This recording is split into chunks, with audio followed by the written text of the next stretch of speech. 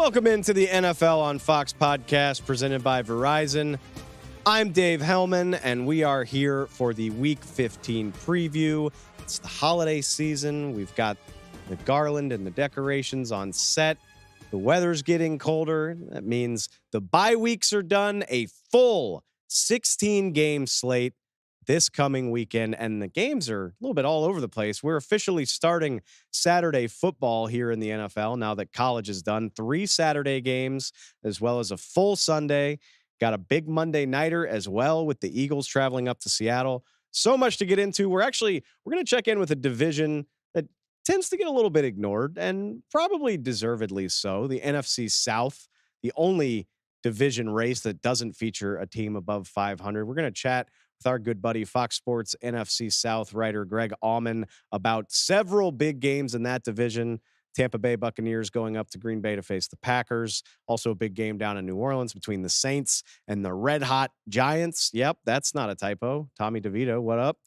But where would we start Week 15 other than, I'm sorry, it's another game of the year. It happens every weekend. Send a Christmas bonus to the schedule makers. The Dallas Cowboys going up to face the Buffalo Bills in Orchard Park, New York. A game that I just can't get enough of. And the latest of this series of tests for the red-hot Dallas Cowboys. And I'm going to say the most important one so far. And I hope you don't think I'm moving the goalposts on the Cowboys. They've won 5 in a row. They've won 7 of 8. They just beat down their division rivals, the Philadelphia Eagles, who are a 10-win team. So why is playing a 7-6 Buffalo a bigger deal for the Dallas Cowboys?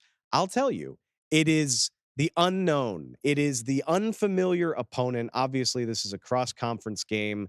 It is a cross-conference game against an MVP caliber opponent in Josh Allen. I actually looked this up this week. Dak Prescott, against quarterbacks that have secured at least one MVP vote, he's playing 500 football over the course of his career, 15-16. And I'm not saying that's bad. It's hard to beat great quarterbacks. But compare that to the success that the Dallas Cowboys have had in their own division. Dak Prescott is 30-8 against the NFC East. Even against the mighty Eagles, he's won far more than he's lost. We know that he can do that.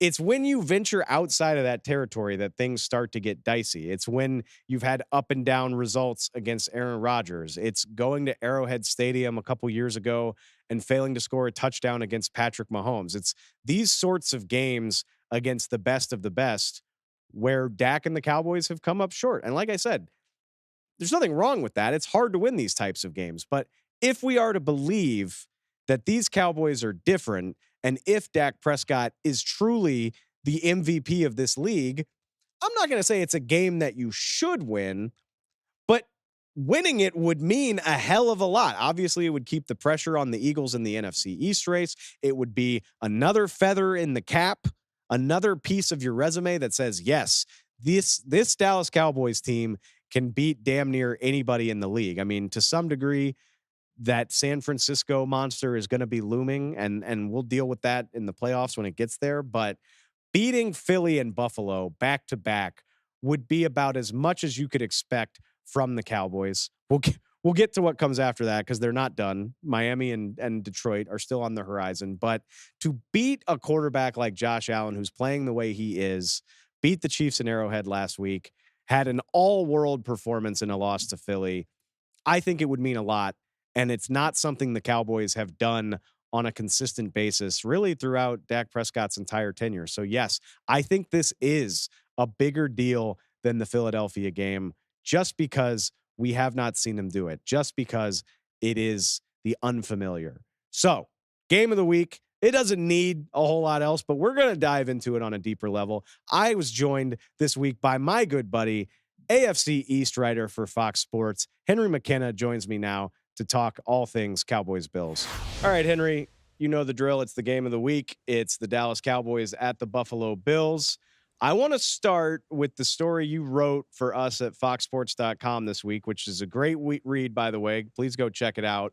Talking about just the Bills offense Josh Allen, how it's all changed since Joe Brady took over a few weeks ago. And I want to start with, I love this idea that you had talking about, well, is Joe Brady doing something different, or are the Bills just back to sort of letting Josh Allen be Josh Allen and do what he needs to do, running, passing, or otherwise, to make things work? So, I mean, what is your take on that? What is the key to this turnaround? Is it Joe Brady, or is it just Josh being Josh? Right. Think philosophically, you have to ask yourself whether they fired Ken Dorsey or not and moved to Joe Brady.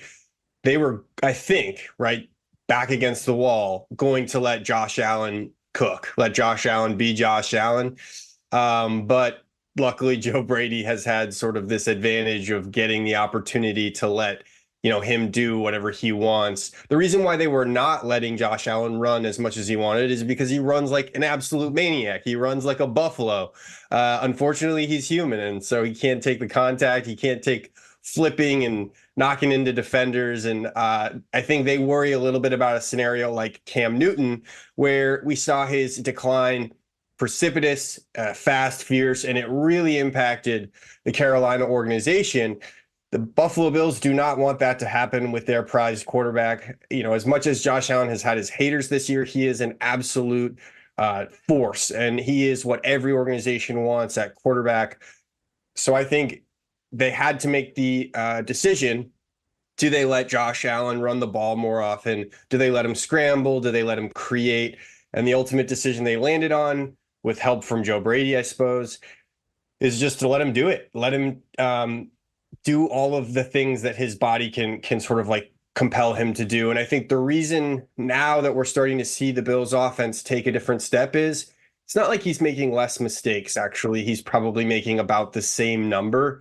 His turnover-worthy plays, according to PFF, are maybe even above where they were when he had Ken Dorsey as offensive coordinator. But I think Joe Brady called him a human eraser of mistakes. And so while he may be making those mistakes, by letting him run the ball more and by letting him continue to push the ball downfield, whether it's intermediate or deep, which we have seen, if anything, an increase in since Brady has taken over, that's where Josh Allen really makes his money. It's if you rein him in, those mistakes are going to kill you. But if you let him do crazy stuff all game, his highest highs are actually going to, at a good clip, overcome his lowest lows. Yeah, I mean, it's easy to criticize the guy, and he's made his fair share of boneheaded plays this season, but 35 touchdowns is 35 touchdowns, right? Like, at a certain point, you take the risk that you're going to be able to overcome those mistakes more often than not, right? Yeah. I think that's what they're really committing to these last three games. I mean, look at the Philly game. They're one of the worst passing defenses in the league, so I think generally people want to throw against them. But he threw 51 times. That is a season high for him. They were committed to throwing downfield. I think I'm going to throw a number out there. I'm not 100% sure it's right, but I think he had 6 deep passes, meaning passes that traveled 20 air yards or more. And that's got to be up there among his career highs. They wanted Josh Allen to be aggressive. He was running the ball. And look at last week against the Chiefs. They created a red zone designed quarterback draw. What we were seeing and what drew Bills fans insane was running back draws in the red zone. And it was sort of this like running joke in Buffalo. I'm sure, if Bills fans are listening, they know exactly what I'm talking about. But for the rest of the country, it's just like was driving Bills fans insane. They kept seeing Ken Dorsey, running. They had this big running back in Latavius Murray. They didn't give him an I formation running behind the guard. They were doing these delayed draw plays and taking away all his momentum. It didn't make sense. And what makes plenty of sense is when you have a 240-pound running quarterback who can run the ball well, delayed or not delayed, just run a quarterback dive, basically. And so against the Chiefs, low red zone, they gave Josh Allen the chance to run the ball. He stayed upright. A few offensive linemen got behind him, and it wasn't a brotherly shove, but we saw sort of a rugby-style scrum where Allen gets pushed over the touch for a touchdown. So honestly, it's just benefiting this offense. You see it like on the field instantly, just how these more aggressive versions of Josh Allen have brought big rewards for Buffalo. One last thing I want to ask you about the Bills offense, and you touched on this in your story as well, but it's striking what we're seeing from James Cook since Joe Brady took over, the young running back. And it's not even necessarily as a runner. A lot of it is coming in the passing game. His passing production is basically doubled. Granted, 3 games is a small sample size, but it's very obvious that they want to get him involved. And it seems like they're looking to use him as an added element of their downfield offense, as strange as that might sound. How did that come about, and where do you see it going? Yeah, actually, I think, certainly he made a few big plays, including sort of a crazy play against the Chiefs where Josh Allen told everybody, you could hear it from the broadcast. He tells James Cook, run a wheel route. And even with him saying it loud enough for the broadcast to capture it, the Chiefs didn't defend the wheel route, and he ended up picking up, I think, 27 yards. So that's an example of the downfield attack that you're talking about. But I think what's actually the biggest change since Joe Brady has come is not just that Josh Allen is running, it's that Josh Allen is checking the ball down. We're seeing him check the ball down at about double the clip. He's not just throwing to running backs at twice the clip, but he's also checking down at twice the clip. And when I say check down, I mean passes at the line of scrimmage or below. So like a 0-yard pass or negative. What that means is that the Bills are trying to replace some of their rushing attack with passing attack. And so if you've got a running back that's losing carries, he's going to add receptions in this way. And the Bills are getting more out of that. I think James Cook is an explosive player on the ground. He's an explosive player in the passing game. They drafted him, though, I think, more for the passing game. So this is a great way to get him involved, give him a little bit more space, and get bigger plays off sort of like yak, so to speak. I think it's working, and it's something I think that Bills fans have been clamoring for all season. The two sort of missing pieces that make a lot of sense for this offense, Dalton Kincaid, who's sort of faded a little bit out of the limelight, and of course, the guy we haven't even mentioned, Stephon Diggs. And that's actually fascinating because, think to the beginning of the season. Could you imagine if we were having a conversation about the Bills and not even mentioning Stephon Diggs? Right. But in the last 5 weeks, he's disappeared a little bit in terms of production. So I think getting him back involved could make this offense sort of like the juggernaut that we thought it'd be. But for now, they're kind of just gaining momentum. So we'll see if Stephon Diggs can be sort of that crowning jewel on what is developing into a really elite offense. But right now, they're, I think, second in the league in scoring in the last 3 weeks, and that's pretty darn good. Yeah, I think you would take it, given that it was bad enough that they decided to fire their offensive coordinator. Okay, there's another team on the other side of this matchup. It's a lot to talk about the Bills before we mention the Cowboys, who come into this game red hot. I mean, I don't even know where to start. Dak Prescott is the MVP frontrunner, according to Vegas. The offense is averaging 40 points a game over the last 6 weeks of the season. I guess that is where I want to start. Is you look at it on paper, the Bills went through a rash of injuries at midseason, and their defense looked pretty tragic for a while there. They've gotten it down from a points perspective, although it does still seem like they're struggling from a yardage standpoint. How favorably, unfavorably, whatever, how do you see this stacking up for the Bills defense, trying to find an answer for what is probably the most consistent offense in the NFL right now? Yeah, I think they're going to get pummeled. I think this defense is in for a hurting. They've had some good games for sure, and I say that sort of in the post-injury era of this team. There have been some brutal injuries from Tre'Davious White to Matt Milano. Really, really key pieces in the defense have gone down, and since then, more injuries, but not as huge names. I just don't think that Sean McDermott has figured out how. I don't think they have the depth, let alone Sean McDermott figuring out how to use them in the best way. His system is pretty simple. It's let's highlight our really talented players. The problem with that is when you don't have the talented players and they're all hurt, then your system sort of comes up looking weak. And, a guy like Bill Belichick, he'll use Swiss Army knives. He'll come up with game-specific game plans.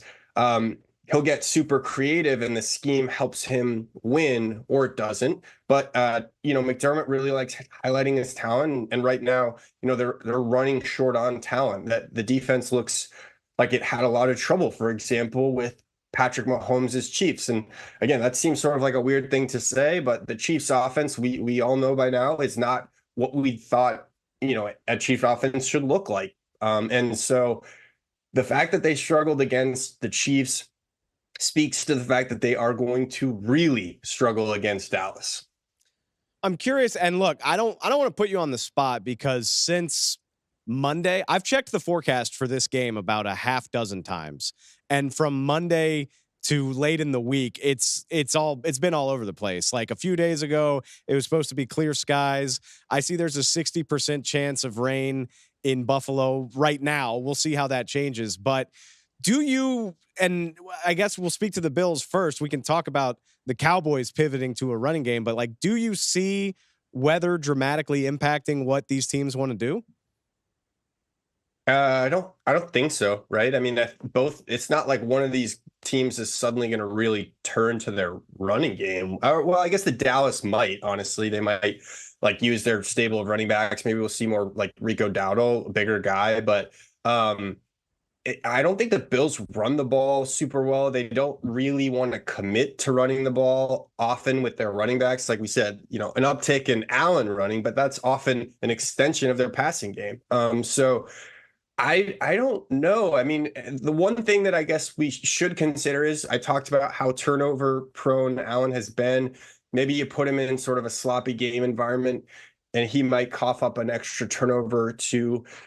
And then, yeah, I think if anything, a messy game probably favors Dallas. I know that sounds weird because they're Dallas and, they're usually playing dry games, but I don't know. What do you think? That's probably a better question for you. You're the Dallas guy. No, I think it's an interesting point. I could see the Cowboys trying to muck this up and win physically, but to this point in the season, it hasn't been a thing for them. Like they haven't been able to impose their will in the running game that way, where you're not going to win games taking the ball out of Dak Prescott's hand, at least in my opinion. And that's what I think is interesting about this is, will they try? And if they don't succeed, can they pivot to it? I mean, look, we've had a lot of bad weather games over the course of this season. The Bills played in one very recently against Philadelphia, and it didn't seem like it slowed them down. That's why I was curious about it, because I don't think Dallas has any business trying to pivot from what's working right now, which is letting Dak Prescott run the show. Yeah. And I mean, to the credit of the Bills, like Josh Allen, I'm looking at the PFF stats right now. Josh Allen had a season high 6 big time throws, meaning, exceptional off the charts degree of difficulty throws, and only 1 turnover worthy play in that Philly game with all of that messy weather. So maybe you're right. I don't know. Maybe because Buffalo is accustomed to playing and practicing in bad weather, they can probably have their passing attack go uninhibited, whereas Dallas might have a little bit more issues, with their efficiency. And if this does end up kind of looking a little bit, I wouldn't call it a shootout, but like being a high scoring game, then maybe that ends up being, one of the small margins of victory for either team. I saw Cowboys tight end Jake Ferguson was dunking his hands in water during practice on either Wednesday or Thursday. And I was like, yes, that's how I know a dome team is getting ready to go up to Buffalo, is when you're sort of dotting your I's and crossing your T's about stuff like that. Yeah. I actually once saw Bill Belichick at training camp. He was standing over the kicker. It had been like a really pristine training camp. And so good weather, like 90s or 80s, so hot, but like nothing foul, so to speak, that sometimes we get in New England. So Belichick got tired of it. He gets a few water bottles in his hands. He walks over the extra point operation. So he's standing over the holder and he's just dumping water over the holder's hands and the ball as the place kicker is hitting the extra point. It was pretty hilarious. A little bit of like that, a little gamesmanship, a little bit of practice. That's just good old fashioned football guy stuff. All right, Henry, I got one last one for you. And I saw it. It ran across our screen here just a minute ago. I feel like people are looking at me like I'm crazy. And this goes back to the top of the conversation. Like, look, I know he's thrown a healthy amount of interceptions.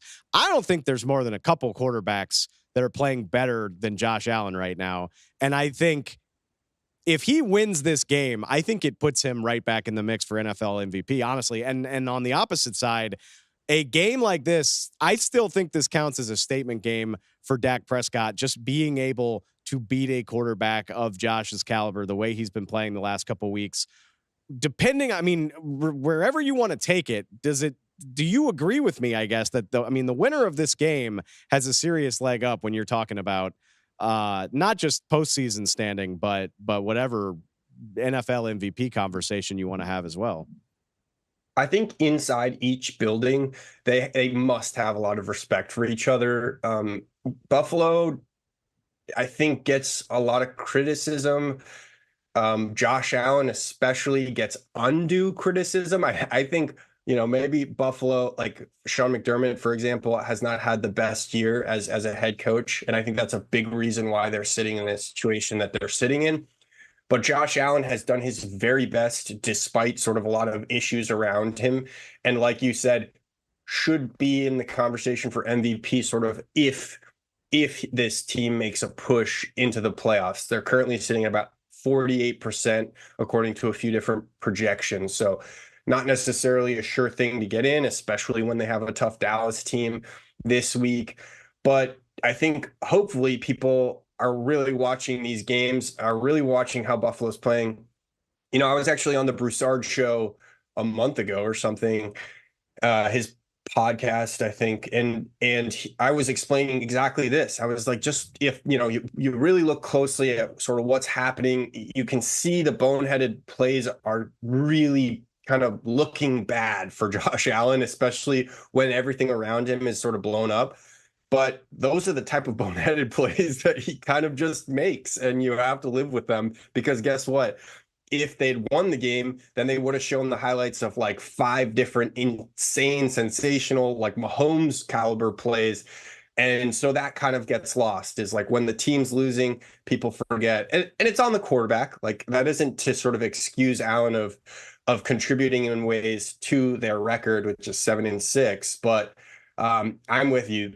The Bills are way better they're way more talented, certainly, than their record, reveals. And this game is a substantial test for both teams. It should leave them, either one, with a tremendous amount of confidence walking away. I mean, think about it. If the Bills could beat the Chiefs and the Cowboys, the best one of the best 2 teams in either conference in back-to-back weeks, that would be pretty remarkable. It would be about as good of a resume as anybody in the league has. Yeah. And I'm laughing because I think if there's anybody in the NFL that can relate to Josh Allen, it's probably Dak Prescott.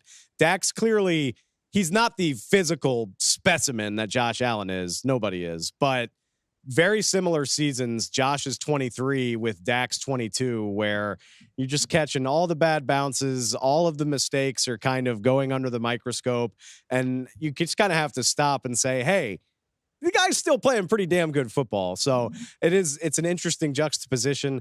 I can't wait for this one. I feel like we've been saying that every week for a month, but 2 of the hottest quarterbacks in the NFL, 2 of the most talented rosters. It's going to be Buffalo in December. It's a great Jersey matchup. Like, there's so much to like about this game. I hope it lives up to the hype. Henry, thank you so much for the time, man. Yeah, appreciate you guys. Take care. Cowboys and Bills will throw down in the late window on Fox. Our guys, Kevin Burkhardt and Greg Olsen, will have the call in a nationally televised game. But earlier in the early window, the NFC South will be in a dogfight for, a home playoff game. Somebody's got to win the thing. Everybody in the South is in action. The Falcons are playing the Panthers as well. But I want to focus on the 2 biggest games in the division. That would be the Tampa Bay Buccaneers going against the Green Bay Packers, and also the New Orleans Saints hosting the New York Giants. Two big matchups that could go a long way toward deciding who wins that division. And just as interesting as who wins the division is what the hell happens to the teams that don't. I think it's fair to say Tampa Bay, Atlanta, New Orleans, all fighting through fairly disappointing seasons relative to how easy the schedule looked heading into the year. So to dive into these matchups, but also what the hell happens afterward, I'm joined now by my good buddy, Greg Auman. He covers the NFC South for FoxSports.com. All right, Greg, the often ignored NFC South is front and center this week. It's, I guess we'll call it a dramatic division race, maybe not an overly good division race. 3 teams below 500. All right, let's start with the division leaders. It kind of feels like the Buccaneers fell off. You know, they start 3-1, they go to 3-5, and then we look up around the holidays and they're leading the division. They play the Green Bay Packers up at Lambeau this weekend. I'm curious for your perspective. It's an interesting spot for the Bucs to be because they're leading the division, very much have a shot at the playoffs, but the inkling around the league is that depending on how this goes, Todd Bowles could also be out of a job by the end of the season. So what's the status there? And I'm not asking you to predict the future, but what's your sense on where this might be headed? Yeah, Bucs, control their destiny, which you can say the same thing about the Saints, but the next 2 are tricky. I mean, at the Packers, at home against the Jaguars, 2 teams that are also very much on thin ice for playoffs and trying to stay in it and worry about seeding. So no, the nice thing for the Bucs is for them, if they beat the Saints and the Panthers in their last 2 games, they got a really good chance of making the playoffs. Even if they just split the next 2, going to Lambeau is tough. They won there obviously in the playoffs in 2020, had a different quarterback then. But yeah, it's one of those where, if they show up and play one of their better games of the year, it's a game they can win.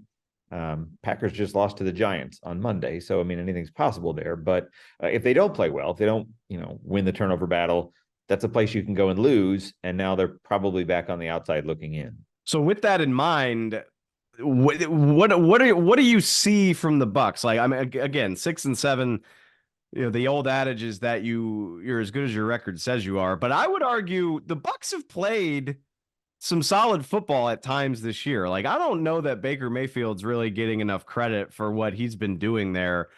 But again, 6-7 with at least a couple pretty ugly losses on the schedule. I mean, where is this team better than the sum of their parts, or is this team, for as many big names as they have, maybe still kind of underachieving relative to what they're capable of? Yeah, it's a little both. It's one of those where I feel like they could end up at 8-9 like they were last year, and it'd be a very different 8-9. A year ago, they still had Tom Brady. We're seen as a, Super Bowl contender in the NFC, and you kind of back into a losing record and a division title. And even that, you get crushed by Dallas in the first round of the playoffs. So this is the opposite. This is a team that didn't bring Brady back and has $90 million on players who aren't on the team. Vegas had them as one of the bottom 5 teams in the league. So if they salvage 8-9, 9-8, it's kind of a win. Fans are kind of divided here in Tampa. Some, want a high draft pick, want a new coach. Others, still know that this is a franchise that's only had so many division titles. So if you can go get one, it'd be 3 in a row for them. And even in a bad division, that's still an accomplishment. There's only so many banners they have hanging here. So that'll mean something. And again, like you said, they've had some bad losses. Falcons, Texans, games they could have won, should have won. And then they've really not held their own. I mean, the games they've played against the elite teams in the NFL, the Niners, the Eagles, the Lions, they have not played well in those games. So I think it's one of those where I don't think anybody expects them to be making the conference championship game. But for this team under these circumstances, I think they'd be happy if they can win the division and be competitive in a playoff game. So the scouting report, and this is going way back, but I expected the Bucs to have a solid enough passing offense, just when you consider Mike Evans, Chris Godwin. Baker hasn't been lighting the world on fire, but he manages to make a couple impressive throws a game. Having said all of that, Rachaad White's running the hell out of the ball right now. He's what almost 300 yards the last 3 weeks. He's at least got an outside shot at a 1,000-yard season. And I can't help but notice the Green Bay Packers are pretty leaky against the run. I mean, is this the new Buccaneers identity, is to get this run game going? I think so. I mean, they've wanted to be a good running team all year. They were not for the first 2 months of the season. But yeah, like you said, Rachaad White's averaged 95 yards a game the last 3 weeks. If he averages 65 the next 4, he'll be a 1,000-yard rusher. They haven't had a 1,000-yard rusher here since Doug Martin in 2015. It's the longest route in the NFL. And I think that goes a long way toward making life easier for Baker Mayfield. Baker's a $4 million quarterback. So to get 20 touchdowns against 8 interceptions, he's one of the better bargains in the NFL. And he's got a chance here in these next 4 games. If he leads them to a division title, he's probably in line to get re-signed here and have a chance to lead this team moving forward. If he doesn't, if this team finishes 7-10, he might be going to another team, and it's his 5th team in like 2 years and change. So it's a big month for him. But Rachaad White, like you said, has a chance. If you think about how well the Giants ran against the Packers, how well teams have run against Green Bay all year, it'll probably start on a relatively cold day with him having 20, 25 touches and hoping for, 125 yards and a touchdown or 2. It feels like a theme for all 3 of these teams that, depending on how good or bad things go over the final month, I mean, it could dictate a lot of big decisions when it comes to coaching changes, quarterback contracts, all that type of stuff. All right, one last question about the Bucs. Again, going back to like the preconceived notion, all the stars from this Super Bowl defense, for the most part, are still there. That's Todd Bowles' calling card. I know they've been banged up, but it hasn't looked great a lot recently. Like, is there cause for optimism, like getting guys back from injury, that this can turn around here, or is this kind of who they are? Yeah, they've struggled, and it's one of those things where, like you said, if you have your core from a Super Bowl 3 years ago still together, they shouldn't have coverage busts. They shouldn't have communication problems, and they have. And some of that's been injuries. Vita Vea was out last week. Carlton Davis and Jamel Dean, their top corners, have been out. Devin White, who's probably disappointed when he's healthy this year, has been out. So they've been shorthanded. But I think they had thought this could be a top 10 defense this year, and it really hasn't been consistent. They're good at takeaways. I think they're +6 in turnover margin. That's one way they can win a game. Antoine Winfield's had a Pro Bowl, all-pro level season. But, week to week, you don't necessarily know what you're getting with this defense right now. I'm glad you shouted out Antoine. I think he's one of the 3 or 4 best safeties in the NFL. So Buccaneers fans, we see you, we notice you, we know. Okay. All right, let's switch gears. Let's talk about the team over in New Orleans that is now suddenly hosting the surging New York Giants. Saints and Giants, go figure, right? All right, but I want your perspective on this. It's one thing that Saints fans are aggravated with Derek Carr. I mean, that happens when you're not winning to everybody, but more like less so the beef with the fans is like the continued beef with his own team. I mean, throughout the season, we've seen it's been Michael Thomas on Twitter. It's been arguing with Chris Olave about who's doing the right thing on the play. He's barking at Pete Carmichael. I did see center Eric McCoy apologize to him this week. Still beefing with your center in the middle of a game. Like, can the Saints survive these types of vibes where the franchise quarterbacks is seemingly at odds with everybody? Right. Yeah. It has like the drama around this team feels like they've lost 4 in a row, and they won by 22 on Sunday. And you'd never know it by the questions being asked. A lot of the questions, the storylines are just, boy, you got to be frustrated. Boy, it's frustrating. Why aren't things working? Their defense has not been the unit they thought it would be. The offense has been kind of Derek Carr. You look at this division, Derek Carr was kind of supposed to be the guy that came in and was the one quarterback that could lead this division. And he has 13 touchdowns, which is a career low, on pace for a career low for him. And again, to hear him talk, I think he knows that if they can take 3 of the next 4, get back in the playoffs, kind of have a post-Breeze relevance again, it changes everything. But if they don't do that, it's kind of duct taped together right now. That's what I was going to get to next and look, I don't blame the Saints. I feel like the Saints catch a lot of flack for the way that they've gone all in at the end of Breeze's tenure. And even, maybe you want to stave off, you want to stay relevant, stave off like falling out of the spotlight. I get it. But with the way that this seems like it's not working, and I mean, barring a miracle turnaround, maybe that could still happen. Like, could this result in, I guess, for lack of a better way of saying it, the Saints blowing it up? Like, are they stuck with Derek Carr? Are they stuck with a lot of this stuff, regardless of what happens here? Yeah, they are, unfortunately. Like Derek Carr has basically, at a minimum, a 2-year, $70 million deal. So you can't even use him. Next year, he has a $30 million base, and it'd be great. The Saints are like $90 million over the salary cap already for next year. It'd be great to be able to restructure that, but I don't know that they want to commit to any more time with Derek Carr than they need to right now.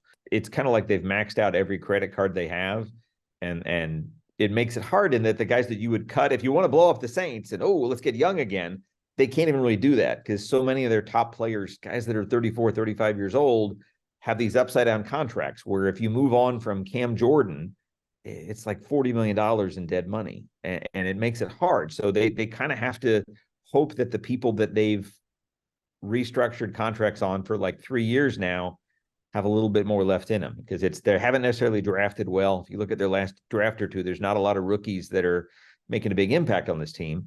So you just need those old guys to not act old and to kind of show they have 4 big games left in them. Just give me a little bit more, you guys. I mean, I feel like this has been the conversation with the Saints for about 6 years now. And every offseason, general manager Mickey Loomis and his guys, they find a way to make it work. But at some point, it feels like something has to give. So maybe this will be the month that it finally does, or maybe they'll rally. I am curious. I mean, it's definitely an older defense, but for the majority of the season, I would say this has still been a really good defense, particularly on the back end. Like, I assume the Saints can contain Tommy DeVito as a passer. So maybe is it as simple as just saying keep him from running the ball? Right. And I wouldn't worry about Tommy DeVito. I'd worry about Saquon Barkley. I was just writing on them this morning. So the Saints held their first 7 opponents to under 120 yards rushing every week, and their last 6 have all had more than 120 yards rushing. Carolina Panthers, 1 win, rushed for 204 on Sunday. So if you have Saquon Barkley in a fantasy league, this might be a good week for him. And again, the Saints do some things really well on defense. They've gotten picks, interceptions, twice as many as they had last season. Turnover margin is something that works in their favor. The best thing you can say about Tommy DeVito in this game is that last 3 games, he has 5 touchdowns and no interceptions. The guys playing him have 2 touchdowns and 7 interceptions. And that's a big part of why they're 3-0 in those games. So Derek Carr, who's had his share of picks this year, has to do his best not to have turnovers on Sunday if they want to win this game. Go figure. Derek Carr, on paper anyway, is the bigger liability than the undrafted free agent from right there in northern New Jersey. All right, I'm gonna give the Falcons the benefit of the doubt, and like, I'm gonna trust the Falcons to beat the Panthers. If I'm wrong about that, sue me.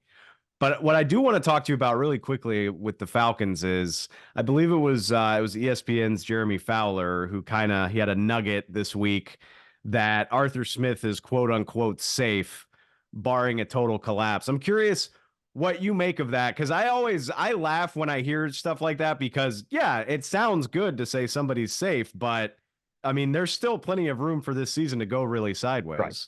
Oh, especially, I mean, right now, Atlanta has a fairly easy 4 games to close it out. Arthur Smith's been 7-10 in each of his 2 years here before this year.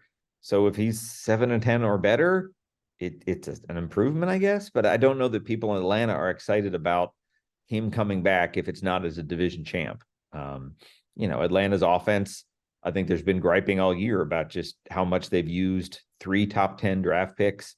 We saw a big game from Drake London on Sunday, went for 172 yards against the Bucs.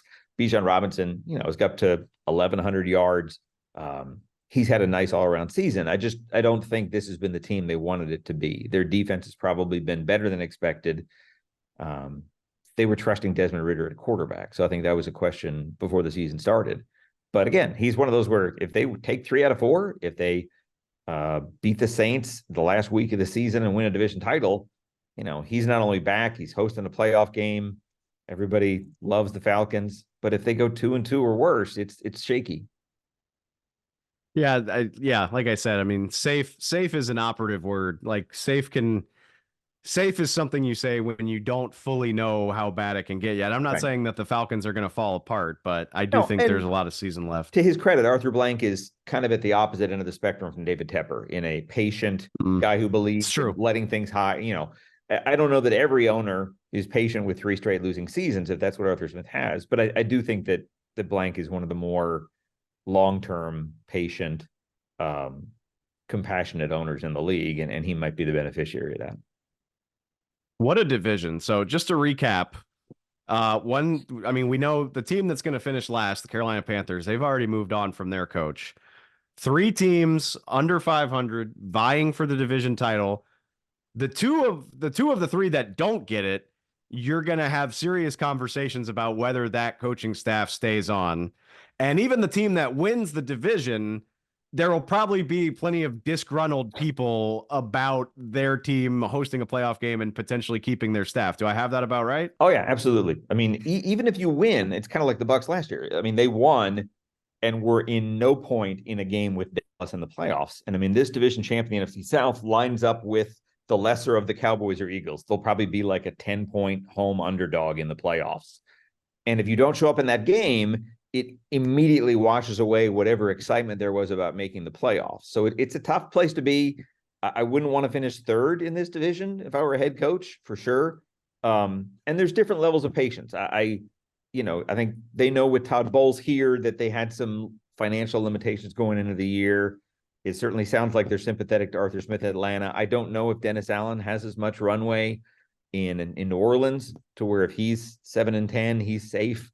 But yeah, I could easily have 3 coaching searches in January to fill my schedule. Well, let's hope for everybody's sake. Like, nobody likes to report on firings, and you don't want to be that busy either. Hopefully it's not 3 different searches, but like I said, it's maybe not the best division race in the league, but certainly it's going to be entertaining down the stretch. Greg, I'll be sure to check in with you about it, man. I appreciate the time. Thanks again for having me. Happy holidays. Great news for week 15. You don't have to wait until Sunday to get your fix of NFL football. Starting this weekend, we will have Saturday games each of the next 3 weeks. So as soon as college football ends, of course, the NFL is going to monopolize the weekend. We got games from wall to wall. There's 3 of them this Saturday, a triple header, and it starts in Cincinnati, where the Vikings head to take on the Bengals. I'm a little bit biased. I am a loud, proud LSU alum, but the most interesting aspect of this game to me is that both Justin Jefferson and Jamar Chase are expected to play. There were some questions about injuries there, but it sounds like they'll both suit up. And it sounds like, as much as they might have loved being teammates, sounds like there's some competitive fire there. Jamar Chase saying, no. It's not the 2 of us together. I'm the best. I'm the best receiver in the league. Can't wait to see how that goes. Hopefully there's yardage galore. With all apologies to the Minnesota Vikings, they'll be starting Nick Mullins. I just got to see it to believe it. I'm going to roll with a red hot Jake Browning. The Bengals offense really hasn't taken a step back in 2 of the 3 games that he's started. I think at home, they get the win against Nick Mullins and the Vikings.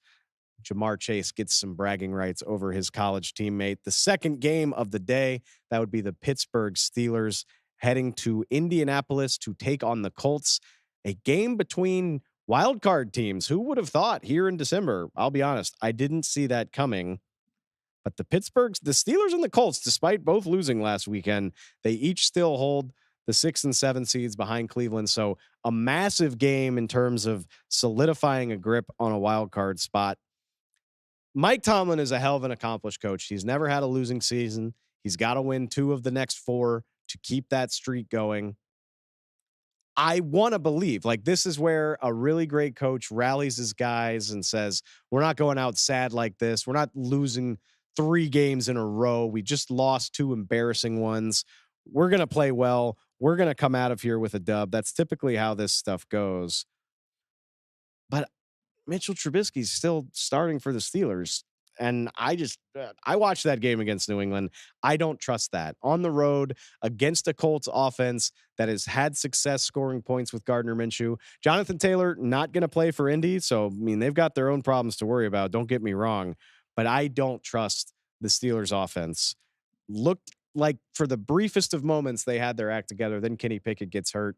I'll take Gardner Minshew at home over Mitchell Trubisky on the road. That's really all there is to it. Saturday nightcap is a really good one. The red hot Denver Broncos traveling up to Detroit to take on the floundering Detroit Lions.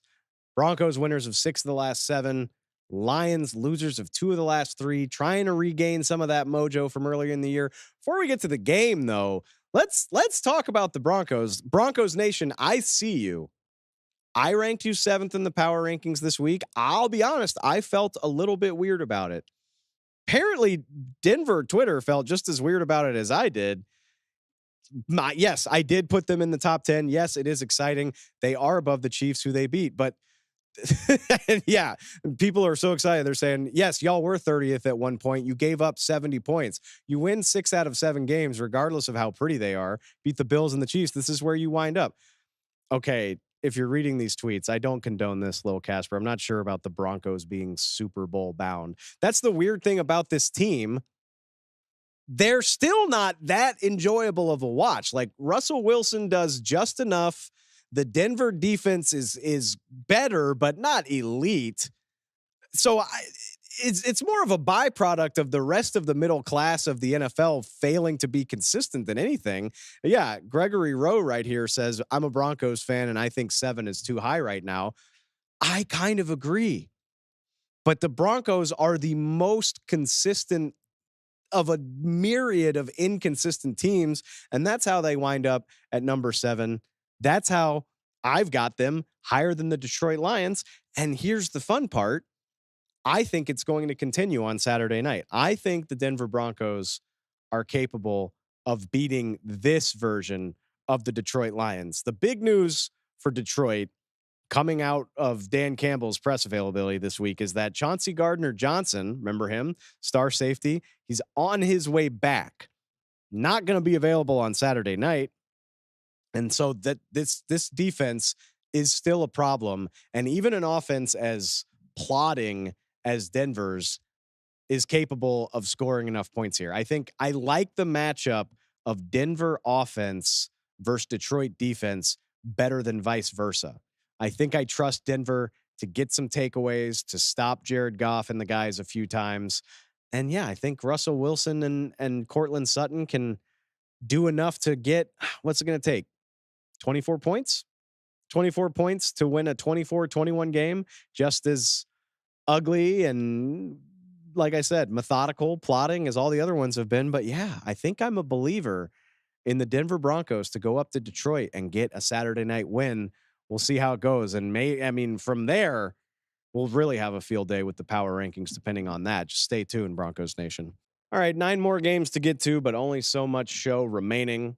So it's time for everybody's favorite segment. We call it the Hurry Up Offense. If you're new to the show, we'll take you through the rest of the Week 15 schedule quickly, efficiently as possible. Get you a nugget, get you on your way. Plenty more juicy matchups to get to. My wonderful producers are going to give me 3.5 minutes, and I will walk you through the remaining 9 games. I think we can do it. I say that every week. It never really works out in my favor, but I got it. All right, 3.5 minutes starting right now with the Kansas City Chiefs at the New England Patriots. Let's be clear. There's a big difference between losing to 2 playoff contenders, the Packers and the Bills, and then losing to this Patriots team. No. I mean, if the Chiefs struggle here, it's a completely different conversation. It's a big spread. I'm going to trust Kansas City to cover it. Patriots are woeful. Give me the Chiefs. I'm not worried about it. If they slip up, though, that's an interesting conversation that we'll have to have. All right. Texans at Titans. CJ Stroud, as of this recording, is not practicing. If he doesn't play, I can't in good conscience pick the Texans to beat the Titans. Best wishes to CJ. Hopefully he's okay. Can't do it. Sorry. If he turns out to play, it's a different story, but I'm going to roll with the Titans for lack of further information. Jets at Dolphins. The Dolphins' offensive line is a wreck right now. Guess what the Jets do? They rush the passer. Yes, they do. Miami may not cover the 8.5 spread. That's a lot of points, but assuming Tyreek Hill plays, and I think he will, I think that's enough to get the Dolphins to win. Maybe it's not pretty, but given the way Buffalo has shrunken the lead in the AFC East, I think you'll take even an ugly win against the Jets. I will take the Dolphins, but I bet it's closer than the spread. Bears at Browns, it is so tempting to pick a Bears upset the way that they've been playing recently. The Browns are beat to hell. We talked about their losses on the offensive line. They've lost a couple guys on defense. I'm still not ready to trust Chicago to be consistent. There's too much Jekyll and Hyde there with this team. There's still enough talent on that Browns defense. Kevin Stefanski's a good coach. Joe Flacco's playing well. Browns are at home. I'm tempted, but I'm taking the Browns.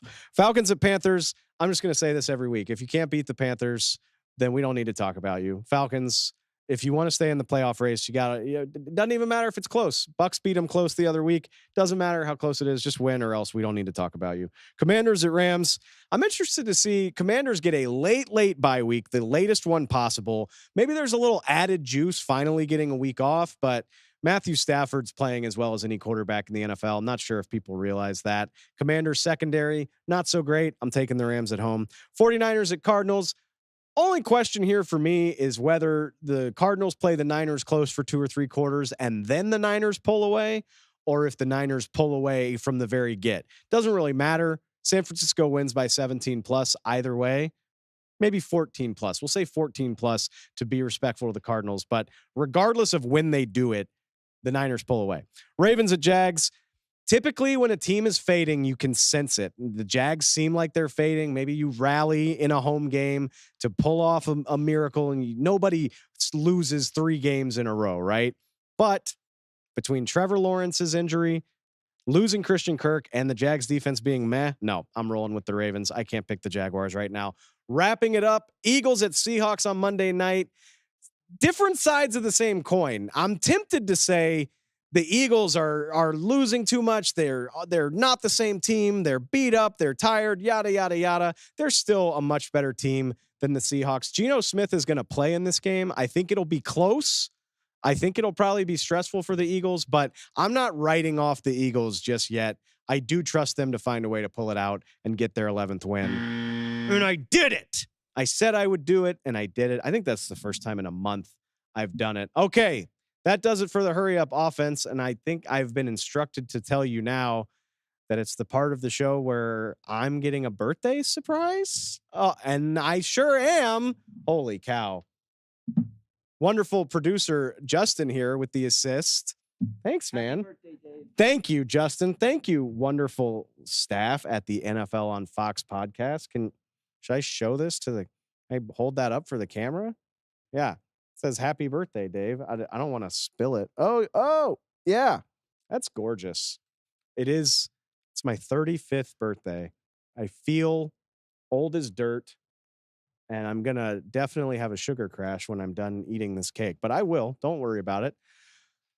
So yeah, I'm another year older. The NFL season's about to be another week older.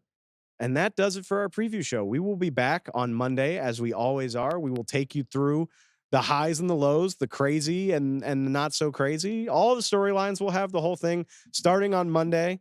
We'll talk more Eagles Seahawks news and notes, react to all of the madness. I'm sorry, I'm still shook by the birthday surprise. I'm going to go eat this. Till then, please go find us on Spotify. Please go subscribe on Apple Podcasts. We have a YouTube channel. Please go find that. Wherever you find your podcast, wherever you get your NFL news, we will be there, and we will be here on Monday to break down Week 15. Looking forward to it. Appreciate y'all so much. Happy birthday to me. We will catch y'all next time.